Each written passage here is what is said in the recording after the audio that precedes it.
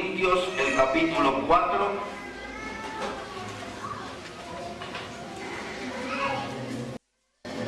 Quiero hablarles en esta mañana sobre el tema de asumiendo nuestra responsabilidad.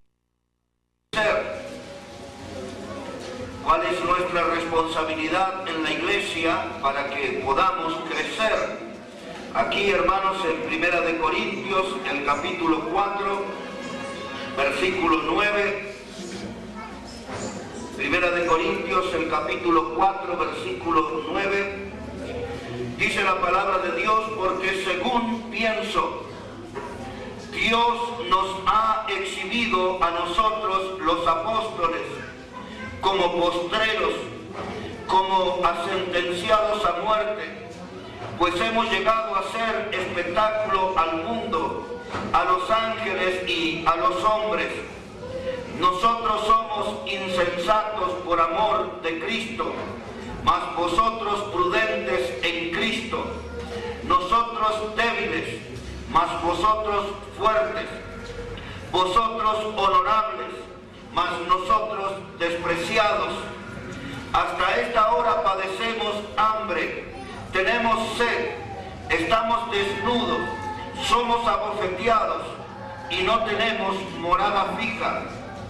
Nos fatigamos trabajando con nuestras propias manos, nos maldicen y bendecimos. Padecemos persecución y la soportamos, nos difaman y rogamos. Hemos venido a ser hasta ahora como la escoria del mundo, el desecho de todos. Hermano, este pasaje tiene claves para que nosotros podamos asumir una responsabilidad y crecer como iglesia. Y la primera clave que yo encuentro en este pasaje, que para que nuestras iglesias crezcan, tenemos que, hermanos, aprender de la escuela del sacrificio. Y ese es el primer punto que quiero tocar con ustedes en esta hora, sobre la escuela del sacrificio. Aquí el apóstol Pablo enumera una serie de sacrificios que ellos tuvieron que hacer para predicar la palabra de Dios. Entre la lista de sacrificios está que ellos estuvieron dispuestos y de hecho pasaron hambre. Dice la palabra de Dios que ellos tuvieron que pasar sed y fueron abofeteados, fueron humillados, fueron difamados, dice el pasaje. Es decir, que toda clase de tormenta se vino sobre el ministerio del apóstol y de lo que les acompañaban a ellos. Pero el apóstol pudo cumplir igual su ministerio, llevar el mensaje del evangelio adelante, seguir ganando almas, fundando nuevas iglesias, gracias a que él, hermano, aprendió en la escuela del sacrificio. Parece ser, hermanos, que la escuela del sacrificio se cerró. Parece ser que la escuela del sacrificio no produce obreros de esta calidad, de esta categoría. Y hoy casi todos prefieren en las iglesias la escuela del confort. La escuela del confort es aquella que está llena de comodidades, donde el cristiano no viene a dar nada, sino que el cristiano quiere recibir todo. La escuela del confort es aquella que está compuesta por hombres y mujeres que en un culto hoy están más atentos al llamado de un celular que a la voz de Dios. Y usted lo ve que en el medio de una predicación una musiquita suena. Usted ve aún a los hermanos que desprecian la predicación y se levantan y van a atender el celular afuera. Esos son alumnos de la escuela del confort. Con alumnos de esa calidad no van a crecer nuestras iglesias. Con alumnos de esa categoría el mensaje del evangelio no va a ir adelante. Alumnos que quieren llegar a una conferencia o al culto de la iglesia siempre traídos en un vehículo. Pero en la escuela del sacrificio uno aprende a caminar. En la escuela del sacrificio uno aprende a moverse sin depender de la ayuda de otros. En la escuela del sacrificio uno aprende a sudar. En la escuela del sacrificio uno tiene una sola consigna: servir fielmente al Señor. A mí me gusta la escuela del sacrificio y los principios que ella enseña. la escuela del esfuerzo, la escuela del trabajo, la escuela de estar en serio en la obra de Dios. En palabras de nuestro Señor, Él dijo: en los negocios de mi Padre me es necesario estar. Los alumnos que estudian en la escuela del sacrificio, siempre usted los va a encontrar involucrados en los negocios del Padre Celestial. En cambio, en la escuela del confort, la gente siempre tiene excusa. Hoy tengo que atender mi negocio, hoy necesito recibir a mi familia, hoy quiero compartir con amigos. Están siempre ahí en una vida cómoda. Mire, hermano, en Europa en estos últimos meses, en realidad en el año que pasó, surgió la iglesia que se llama Los Amigos del Pecado. La iglesia de los Amigos del Pecado hacen encuestas como qué clase de música le gusta a usted. ¿Prefiere usted un carnavalito, un guayno, le gusta la saya? ¿Qué es la música que a usted le gusta? Bueno, venga a tal culto que ahí va a estar la música que a usted le gusta. En la escuela del confort, hermano, y en estas iglesias amigas del pecado, conocidas así, dice: venga al culto a hacer lo que usted no se anima en su oficina. La gente que trabaja en empresas, que trabaja en oficinas, no pueden estar allí con el nudo de su corbata flojo, no pueden estar allí atendiendo el teléfono y con los pies sobre la mesa. Pero sin embargo ahora, hermanos, se promueven cultos donde la gente puede venir y extender sus pies al banco de adelante y escuchar ahí una predicación recostado en la iglesia. Hermano, esa es la escuela del confort. Con alumnos de esa escuela nuestra iglesia nunca va a crecer. Con alumnos de esa escuela el Evangelio de Cristo nunca va a ser exaltado. Con alumnos de esa escuela el nombre de Dios nunca va a ser glorificado. Si usted se encuentra en la escuela del confort, yo le animo a que salga de ese lugar y que se meta en la escuela del sacrificio. Oh, hermano, estos hombres no estaban exigiendo un buen plato de comida para predicar. Ellos dicen: hemos pasado hambre en nuestro ministerio.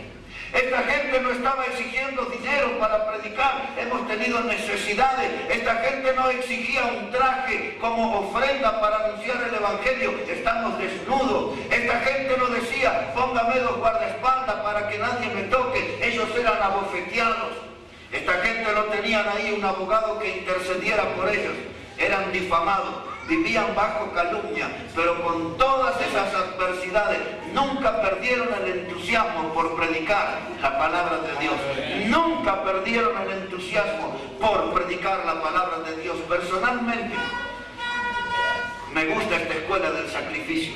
Me gustaría tener un diploma que diga: Héctor Catani estudió en la escuela del sacrificio.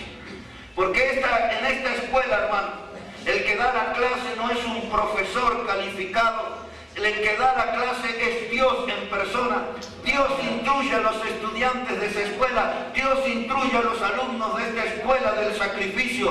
Por eso los alumnos que salieron de esta escuela, como Pablo, como Silas, como Bernabé, como algunos de los apóstoles, hermanos, salieron y levantaron iglesia, ganaron alma, honraron el nombre del Señor y con gozo dieron su vida por la causa de Cristo, porque ellos tuvieron una formación espiritual en la iglesia y en la escuela del sacrificio. No eran liberales, no eran renovados, no eran modernistas, eran estudiantes de la escuela del sacrificio y salieron buenos obreros, buenos hombres, buenas mujeres, fueron entrenadas en la escuela del sacrificio. La iglesia del Señor floreció, la iglesia del Señor creció, la iglesia del Señor se expandió con estudiantes que salieron de la escuela del sacrificio. Segunda de Corintios, capítulo 11. Segunda carta a los Corintios, el capítulo 11. Mire cómo dice ahí la palabra de Dios, verso 23 en adelante. Segunda carta a los Corintios, el capítulo 11, verso 23 en adelante. Dice la palabra de Dios, hermano: son ministros de Cristo, como si estuviera loco hablo. Yo más, en trabajos más abundantes, en azotes sin número, en cárceles más, en peligros de muerte muchas veces. De los judíos 5 veces he recibido 40 azotes menos uno. 3 veces he sido azotado con varas, 1 vez apedreado, 3 veces he padecido naufragio. 1 noche, 1 día he estado como náufrago en alta mar. En caminos muchas veces, en peligros de ríos, peligros de ladrones, peligro de los de mi nación, peligro de los gentiles, peligros en la ciudad, peligros en el desierto, peligros en el mar, peligros entre falsos hermanos, en trabajo y fatiga, en muchos desvelos, en hambre y sed, en muchos ayunos, en frío y en desnudez, y además de otras cosas, lo que sobre mí se agolpa cada día, la preocupación por todas las iglesias. Esto, hermano, que se llama compromiso con el Señor, hoy en día, hermano, algunos le llaman currículum. Dice, usted va a predicar en la conferencia, ¿cuál es su currículum? ¿Dónde estudió? ¿Quiénes son sus amigos famosos? ¿Cuánto mensaje va a predicar? ¿Cuánto va a durar cada mensaje? ¿Sabe qué, hermano? Un hombre de Dios no necesita esa clase de características. Un hombre de Dios lo que necesita tener en su foja de servicio es que su vida permanentemente ha estado bajo peligro. Está bajo peligro, hermano, está bajo amenaza, porque es una persona que predica la Biblia con coraje, que predica la Biblia con decisión, que predica la Biblia con compromiso, que predica la Biblia porque entiende perfectamente que la Biblia es la palabra de Dios. Y cuando la palabra de Dios es anunciada, la gente, hermano, es sacudida, porque la palabra de Dios sacude al pecado, sacude al pecador. La palabra de Dios siempre es chocante para aquella persona, hermano, que no quiere obedecer al Señor. Jesús dijo que aquel que es de Dios, la palabra de Dios oye. Y entonces los que se levantan en la reunión y se van, ¿cuál es su señal? No quieren escuchar la palabra de Dios, no quieren oír la palabra de Dios. Pero aquí está un hombre bajo amenaza, su vida estaba bajo constante peligro. Y este hombre vuelve a recordarnos como parte de su ministerio, que pasó hambre, que estuvo desnudo, que tuvo sed, que tuvo muchas necesidades. Pero en el ministerio de este hombre había un ingrediente especial que menciona en el verso 28. Y dice, y sobre mi corazón se agolpa mi preocupación por todas las iglesias. No solamente atendía su ministerio, no solamente atendía su iglesia, sino que él tenía una preocupación por lo que sucedía en todas las iglesias. Este hombre, Pablo, hermano, fue entrenado, fue formado en la escuela del sacrificio. Este hombre estaba decidido al esfuerzo. Este hombre no sabía lo que era manos caídas, no sabía lo que eran rodillas paralizadas. Este hombre lo que sabía era sobre trabajo, esfuerzo, sacrificio, sudor, constancia en el ministerio. En otras palabras, Pablo no era un flojo. Pablo era un hombre que estaba bien firme y nos marca un camino a nosotros para seguir. Si queremos ser un hombre de la altura del apóstol Pablo, vamos a tener que entrar a la escuela del sacrificio y aprender allí las grandes lecciones de Dios. Porque los que estudian en la escuela del confort, en la escuela de la comodidad, nunca producen ningún fruto para el Señor. Hermanos, tenemos que asumir nuestra responsabilidad para que la iglesia crezca. La primera responsabilidad que tenemos que tomar es formarnos, prepararnos en la escuela del sacrificio. Segunda responsabilidad que tenemos que asumir. Tenemos, hermanos, en segundo lugar, tener que dejar de ser espectadores y empezar a ser protagonistas en la obra de Dios. Dejar de ser espectadores y pasar a ser protagonistas en la obra de Dios. Hay muchos hermanos que están allí de espectadores como si estuvieran en un teatro.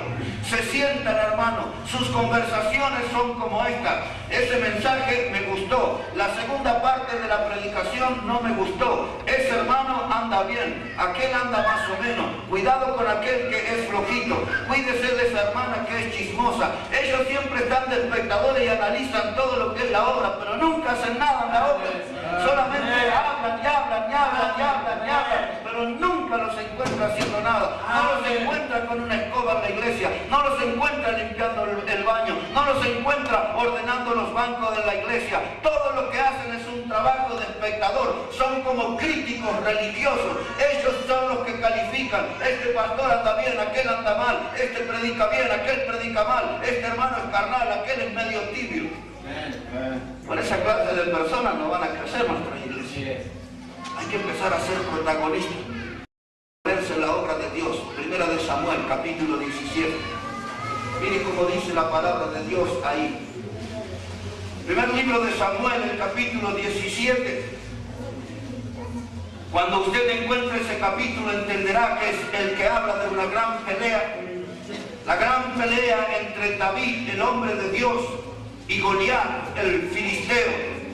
Primera de Samuel, el capítulo 17. Mire cómo dice la palabra de Dios. Usted ya conoce esa historia de cómo Goliat provocaba al pueblo de Dios y nadie salía a defender el nombre de Dios. Hasta que aparece David en la escena, hermano. Y David no quería tolerar, ya que ese filisteo, hermano, por grande que era, David no quería tolerar que estuviera humillando al pueblo de Dios. Y así llega, hermano, al versículo 22. Primera de Samuel, capítulo 17, verso 22. Dice la palabra que entonces David dejó su carga en mano del que guardaba el bagaje y corrió al ejército. Y cuando llegó, preguntó por sus hermanos si estaban bien. Mientras él hablaba con ellos, he aquí que aquel paladín que se ponía en medio de los dos campamentos, que se llamaba Goliat, el filisteo de Gat, salió de entre las filas de los filisteos y habló las mismas palabras, y las oyó David. Y todos los varones de Israel que veían a aquel hombre huían de su presencia y tenían gran temor. Y cada uno de los de Israel decía, ¿no habéis visto a aquel hombre que ha salido? Él se adelanta para provocar a Israel. Al que le venciere, el rey le enriquecerá con grandes riquezas y le dará su hija y exhibirá de tributos a la casa de su padre en Israel. Entonces habló David a los que estaban junto a él, diciendo, ¿qué harán al hombre que venciera a este filisteo y quitar el oprobio de Israel? Porque ¿quién es este filisteo incircunciso para que provoque a los escuadrones del Dios viviente? Y el pueblo le respondió las mismas palabras, diciendo, así se hará al hombre que le venciere. Y oyéndole hablar Eliab, su hermano mayor, con aquellos hombres se encendió en ira contra David y dijo, ¿para qué has descendido acá? ¿Y a quién has dejado aquellas ovejas en el desierto? Yo conozco tu soberbia y la malicia de tu corazón, que para ver la batalla has venido. David respondió, ¿qué he hecho yo ahora? ¿No es esto mero hablar? Imagínense, hermanos, un gigante provocando al pueblo de Dios. El pueblo de Dios allí todo apocado, como habla aquí la palabra del texto que tengo a la izquierda. Gente que estaba con su corazón apocado, muertos de miedo. El enemigo insultándole en la cara, nadie reaccionaba. El enemigo provocándolos, insultando el nombre de Dios, nadie salía en defensa de Dios. Y hasta que aparece David allí, y David dice, ¿qué es esto? Yo estoy dispuesto a pelear con ese hombre, yo estoy dispuesto a hacer algo en esta batalla. Y ¿sabe qué, hermano? En la iglesia hoy, cuando aparece un obrero, una mujer del Señor, y quieren hacer algo en la obra y quieren meterse en la batalla para que la iglesia vaya adelante, enseguida aparecen personas que son espectadores, como este hombre Eliab. Eliab era un hermano carnal de David, era uno de sus hermanos mayores. Este hombre Eliab era como un crítico religioso. Este hombre viene ahí, hermano, y le dice a David, ¿pero qué has hecho con las ovejas de mi padre? Las dejaste en el desierto. Tú eres un irresponsable, tú eres una persona que no se puede confiar, dejaste esas ovejas allá. Y David dice, yo voy a entrar a la batalla, yo voy a pelear en el nombre de Dios, porque ese hombre ha provocado a los escuadrones del Dios viviente. Escuche bien eso, hermano. David tenía una teología correcta, una comprensión correcta. El Dios que él tenía tenía era un Dios viviente, un Dios que estaba vivo. No es como el Dios de alguno de ustedes que parece que está muerto, que ya no obra más. Hermanos, debemos entender esa realidad. Cristo está vivo, resucitó y ahora está en la iglesia. El Señor está entre nosotros. Tenemos un Cristo vivo, a Él tenemos que servir. Y allí, hermano, para que usted note que no es nuevo lo que pasa en las iglesias, dice Eliab: tú has venido aquí para ver la pelea. Tú has venido aquí porque eres soberbio. Es la palabra que usa Eliab. Cuando usted viene a una iglesia y dice: hermano, vamos a predicar la palabra, vamos a agregar un culto más en la semana, vamos a ganar alma, vamos a traer visitas a la iglesia, la gente lo empieza a hablar así, vamos a sacar esa música del mundo y vamos a poner salmos, himnos y cánticos espirituales, como dice la Biblia. La gente empieza ahí a mirarlo. Dice: ¿y este con esta soberbia? Mire la soberbia que tiene. Dice que va a predicar la Biblia, dice que va a poner cánticos espirituales, dice que va a traer almas nuevas, dice que la iglesia va a crecer. Este es un soberbio, este vino aquí nada más que para ver la batalla que estamos perdiendo. Y ahí viene David, hermano. Era joven, pero me encanta cómo lo enfrentó a su hermano. Cuando le dijo: ya terminaste ya todas estas tonterías que decís, ya estás ahí como espectador, estás viendo cómo ese gigante los provoca y no haces nada. Escúchame bien, Eliab. ¿No es esto mero hablar? ¿No estás hablando tonterías? ¿No estás diciendo cosas fuera de lugar? Hermano, no estamos nosotros aquí como soberbios, estamos como creyentes que Dios puede salvar las almas, que Dios puede utilizar el mensaje del Evangelio con poder para quebrantar corazones. Estamos aquí para decir que la iglesia del Señor puede crecer, pero estamos también para decir en esta mañana que la iglesia del Señor no necesita espectadores, necesita protagonistas, necesita hombres y mujeres de acción, hombres y mujeres que se pongan en serio, hombres y mujeres que digan: yo voy a hacer un esfuerzo, yo voy a hacer un sacrificio, yo me voy a meter en la batalla del Señor. Por eso cuando dice: pelea la buena batalla, métete en la batalla, deja de escuchar esos charlatanes como Eliab que dice: no se puede enfrentar esos enemigos tan gigantes. Ahora, mire cómo sigue esta historia. Aquí en Primera de Samuel, capítulo 17, verso 30 ahora. Primera de Samuel, capítulo 17, verso 30. Dice la palabra: y apartándose de él hacia otros, preguntó de igual manera, y le dio el pueblo la misma respuesta de antes. Versículo 37. Añadió David: Jehová me ha librado de las garras del león y de las garras del oso. Él también me librará de la mano de este filisteo. Y dijo Saúl a David: ve y Jehová esté contigo. Y Saúl vistió a David con sus ropas y puso sobre su cabeza un casco de bronce y le armó de coraza. Y ciñó David su espada sobre sus vestidos y probó a andar, porque nunca había hecho la prueba. Y dijo David a Saúl: yo no puedo andar con esto, porque nunca lo practiqué. Y David echó de sí aquellas cosas y tomó su cayado en su mano y escogió 5 piedras lisas del arroyo y las puso en el saco pastoril, en el zurrón que traía, y tomó su honda en su mano y se fue hacia el filisteo. Mire, hermano, ahí está David. Le pusieron una vestimenta que no era la que él quería. Le pusieron una vestimenta para la batalla y él dice: yo con esto no puedo pelear. Hermano, yo no soy tonto. Yo me doy cuenta que si en nuestra iglesia yo pongo un poco de batería y de guitarra eléctrica, yo voy a tener mucha más gente en la iglesia, principalmente jóvenes. Yo sé eso, pero no son las herramientas de crecimiento que Dios me dio.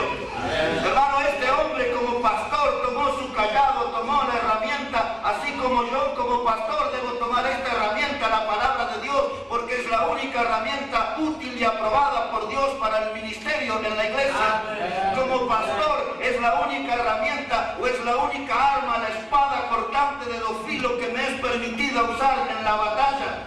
Yo no soy como los predicadores modernos que van al púlpito con una pila de libros y de diarios y le leen a la gente un poco de libros de historia y después le leen las noticias del día. No, yo soy un predicador de la Biblia, no soy un predicador de las noticias de los diarios, de la televisión. La herramienta que Dios me dio para ir al ministerio, la herramienta que Dios me dio para que ayude a la iglesia que crezca, es la Biblia, es la palabra de Dios, y me es prohibido usar esa herramienta. Y ahora David dice, déjeme con mi herramienta. El pastor usa el callado, el pastor usa la onda, porque cuando la oveja se aleja, el pastor tiraba así, caía la piedra delante de la oveja y la oveja volvía a ponerse la línea en el rebaño. Esas eran las armas del pastor. Nuestra arma es la palabra de Dios. Pero ¿sabe qué, hermano? Vino Eliab, el hermano de David, y le dijo, tú no puedes entrar a la batalla. Tú eres un curioso, estás lleno de soberbia. ¿Qué vas a hacer con ese tremendo grandote? Vino Saúl, el rey, y le dijo, tú no puedes, David, tú no puedes porque eres un hombre de guerra y tú eres apenas un muchacho. Vino la gente y le dijo, David, tú no puedes descender a enfrentar a ese hombre.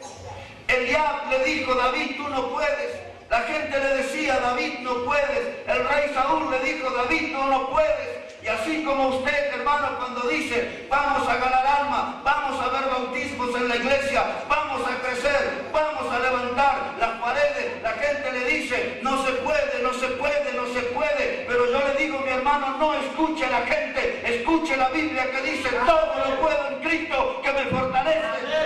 Yo escucho la Biblia, no escucho a la gente, porque es engañoso el corazón del hombre y perverso. Y yo no quiero, hermano, ser aconsejado por gente que tiene emociones cambiantes. Yo quiero ser dirigido por la palabra de Dios. Cuando el hombre dice no puede, Dios dice yo sí puedo. Puedes contar conmigo. Nuestras iglesias, hermanos, no están creciendo porque no estamos asumiendo responsabilidad. La responsabilidad más importante hoy es entrar a prepararnos en la escuela del sacrificio. Y allí vamos a aprender cómo trabajar, cómo esforzarnos, cómo sudar, cómo sacrificar. La segunda cosa que debemos hacer para que nuestras iglesias crezcan, dejar de ser espectadores y empezar a ser protagonistas. Dejar de ser espectadores y empezar a ser protagonistas. Escuchen bien lo que les voy a decir. Niños, los niños que están aquí, algunos le van a decir, ¿qué puede hacer este niño en la obra de Dios? Eso dice la gente. Pero nuestro Señor dijo, deja a los niños venir a mí, no se lo impidáis. Los niños en nuestra iglesia traen a sus compañeros de escuela a la escuela dominical. Niños de nuestra iglesia han traído a otros niños que después trajeron sus padres, y hoy tenemos algunas familias en la iglesia por el ministerio de un niño. ¿Me escuchó bien? Porque cuando un niño se pone en las manos del Señor, Dios los usa a los niños.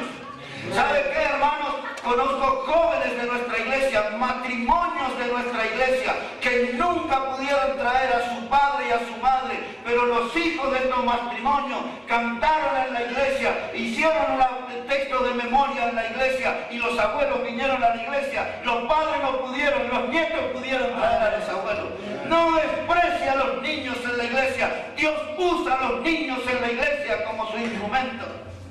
Jóvenes, usted que dice, yo vengo al altar y doblo mi rodilla y le digo, Dios, úsame.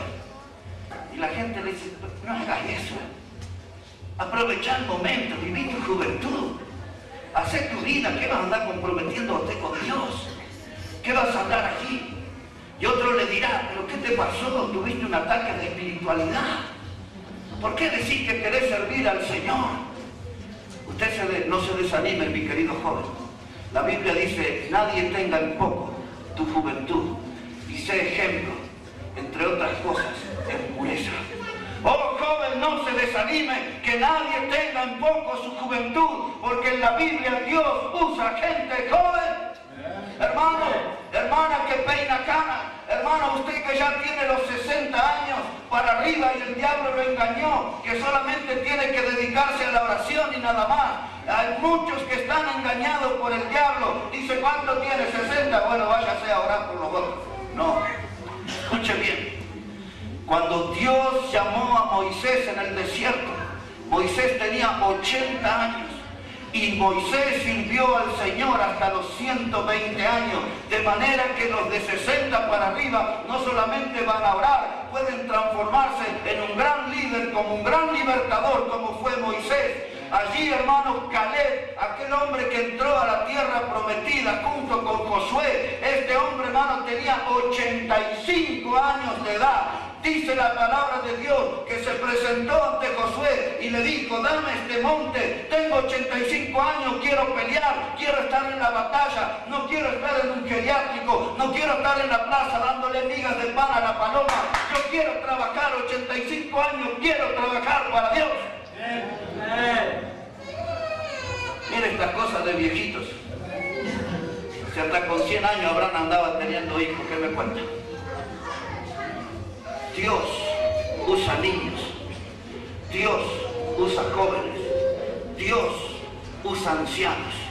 En otras palabras, Dios usa a toda persona que le quiera servir. No escuche a los negativos, no escuche a los pesimistas que dicen no se puede, no se puede, no se puede. La Biblia dice sí se puede. Decídase, hermano, haga como Josué, que siendo viejo dijo a su pueblo, yo no sé qué van a hacer ustedes, pero yo en mi casa serviremos a Jehová. Servir a Jehová, pero servirlo de verdad. Y para servir a Dios tiene que dejar el asiento de espectador y transformarse en un protagonista en la obra de Dios. Yo creo, hermano, si Cristo no viene pronto y si Él me da vida, yo me veo en el púlpito como un viejito entusiasta, transpirando como hoy, gritando como hoy, moviéndome de un lugar a otro. Yo me veo, hermano, como en el futuro, como un viejito ágil, predicando la palabra de Dios. Y quizás alguno de los niños que hoy está aquí va a venir y me va a ayudar a subir con el bastoncito aquí. Pero una vez que me deje aquí, agárrese, porque voy a predicar con la misma energía que hoy. Porque Dios usa a los viejitos en la obra, hermano. No hay ninguna persona que Dios desperdicie en su obra. Hermanos, hay que entrar en la escuela del sufrimiento, aprender las lecciones de Dios y nuestra iglesia va a crecer. Hermanos, hay que dejar el asiento del espectador y ser protagonistas. Hermanos, la tercera cosa que quiero decirle, y es lo último, es una noticia triste lo que le voy a dar ahora. Es una noticia que habla de un fallecimiento. Es una noticia que a muchos de ustedes le va a causar dolor. Pero mi tercer punto y último es este. Es que el hermano otro murió. El hermano otro ya no está con nosotros. El hermano otro era el hermano que más admirábamos nosotros. El hermano otro era el que más aplaudíamos nosotros. Yo no tengo duda que el hermano otro era el mejor de todos nosotros. El hermano otro que siempre ocupó un lugar importante en la iglesia del Señor. Hoy ya no está. Hoy ya murió. Otro no está. Y hoy solamente estoy yo. ¿Usted lo conoce, el hermano otro? Otro es aquel hermano que decían, vamos a hacer la conferencia, hay que limpiar la iglesia. Pastor, yo no puedo, pídale a otro. Otro es el hermano que decían, vamos a poner ladrillo en las paredes. Oh, pastor, yo no puedo, pídale a otro. Hermano, usted podría dirigir el culto hoy, no puedo, hable con otro. Usted podría traer el mensaje de la palabra de Dios en nuestra reunión. Hoy no, pastor, hable con otro. Otro, la gente se acostumbró al hermano otro. La gente se acostumbró que todas las cosas las hace otro. Otro es el que ofrenda, otro es el que canta al Señor, otro es el que predica. El hermano otro es el que trae las almas a la iglesia. Otro es el que está siempre poniendo una voz positiva, pero otro no está, otro ya murió. Hermano, hoy usted y yo tenemos que hacer la obra de Dios. descansar en otro y empiece a trabajar usted. Ocupe el lugar de otro. Otro dejó un vacío muy grande en la iglesia. Esfuércese, esforcémonos y llenemos el lugar que dejó el hermano otro. Otro es el más famoso entre todos nosotros. Otro es el hermano que todos queríamos más. Pero otro ya no está. Ahora está usted. Y ahora estoy yo. ¿Y qué vamos a hacer para que la obra de Dios crezca? Le diré lo que tenemos que hacer. Hechos, capítulo 9. Y ese es el final de esta predicación. Hechos de los Apóstoles, el capítulo 9. Allí, hermanos, usted se va a encontrar con un hombre que se llamaba Saulo.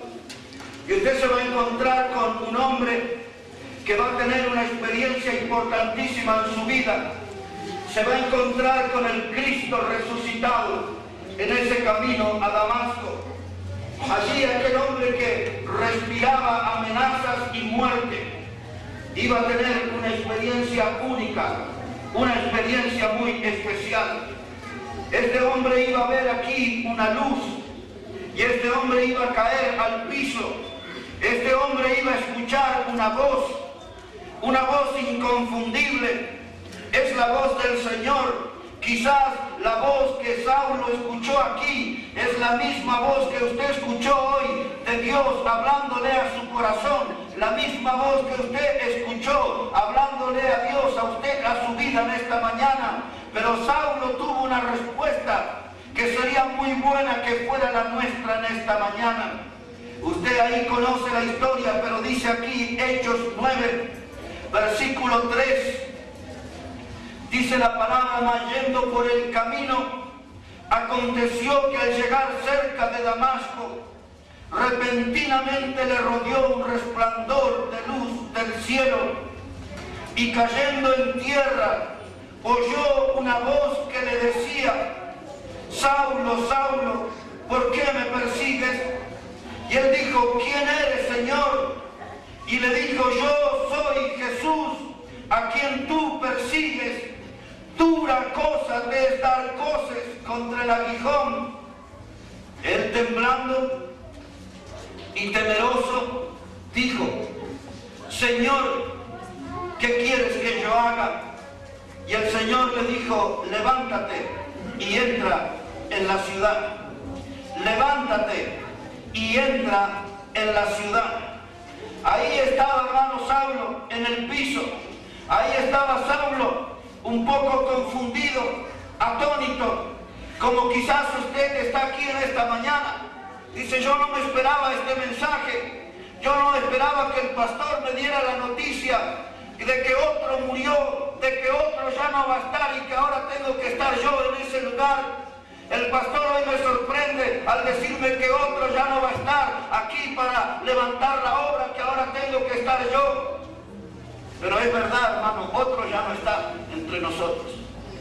Pero lo que hoy puede suceder es que si usted escuchó la voz de Dios, dice la voz: soy yo, Jesús, a quien tú persigues. Al fin te encontré. Como Dios puede decir en esta mañana: al fin te agarré en esta conferencia. Yo quería que escuchara esta predicación. Dice: soy yo, Jesús, a quien tú persigues. Y cuando Pablo reconoce esa voz, porque la voz del Señor es una voz inconfundible. La voz del Señor no es una voz gritona como la mía. La voz de Dios es una voz que usted la sabe entender y la sabe reconocer cuando Dios le habla a su vida. Y cuando Pablo reconoció que era Jesús, él dijo: ¿qué quieres que yo haga? Y si usted en esta mañana se anima a decirle a Dios: ¿qué quiere que yo haga, Señor? Yo le anticipo la respuesta. Y Dios le va a decir: ocupa el lugar del hermano otro. Ocupa el lugar del hermano otro. Y usted dirá: pero no estoy preparado. Bueno, entre en la escuela del sacrificio, entra en la escuela del esfuerzo, aprenda las lecciones de Dios en esa escuela. Y usted dirá: ¿y después qué hago, Señor? Deja el banco ya de ser un espectador y pasa a ser un protagonista. Imítalo a David, métete en la batalla, aunque los enemigos sean gigantes como Goliat, aunque los enemigos sean guerreros poderosos como Goliat. No temas, métete en la batalla, métete en la iglesia, métete en la obra del Señor. Y quizás la mejor voz que podemos escuchar en esta mañana es la de hombres y mujeres que, como el gran profeta Isaías, digan: Señor, heme aquí, envíame a mí. Señor, no me quiero esconder más entre los hermanos. Aquí estoy yo, listo para ocupar el lugar de otro. Señor, aquí estoy yo. ¿Qué quieres que yo haga? ¿Qué quieres que yo haga? Y el Señor le dice: levántate ya, levántate. Y si usted quiere servir a Dios y tomar ese compromiso, no dé más vueltas, levántese para que Dios lo vea. Póngase de pie si ese es su compromiso. Si usted en esta mañana quiere ocupar el lugar de otro, si usted en esta mañana dice: Dios, aquí estoy yo te voy a servir, levántate, levántate, dice el Señor. Si puedo contar contigo, levántate. Si me vas a engañar, quédate sentado. Si vas a hacer una actitud hipócrita, quédese sentado. Pero si usted quiere que Dios cuente con usted en su obra, levántese, levántese, levántese, que Dios vea para ver lo que usted puede hacer. Grandes cosas para Dios, hermano. Nuestra iglesia van a crecer, bautismos vamos a ver, almas nuevas van a ser ganados, con cristianos que se metan en la escuela del sacrificio, que entiendan que es la hora de trabajar, que es la hora de esforzarse, que es la hora de sudar. Hermanos, la iglesia va a crecer con cristianos que dejen el banco de la comodidad y que se pongan como protagonistas. La iglesia va a crecer con hermanos que entiendan que llegó la hora de ocupar el lugar de otro y hacer cosas para Dios. Yo te doy gracias, Señor, en esta hora por tu palabra. Y te doy gracias, Señor, que hoy podemos ocupar un puesto en el ministerio. Hoy podemos ocupar el lugar de otro y hacer cosas para ti. Yo pido por todas las almas que están de pie, Señor, que tú le des poder de lo alto, que tu mano poderosa esté con ellos y que le ayudes a recordar que en esta mañana asumen un compromiso contigo para ver crecer las iglesias.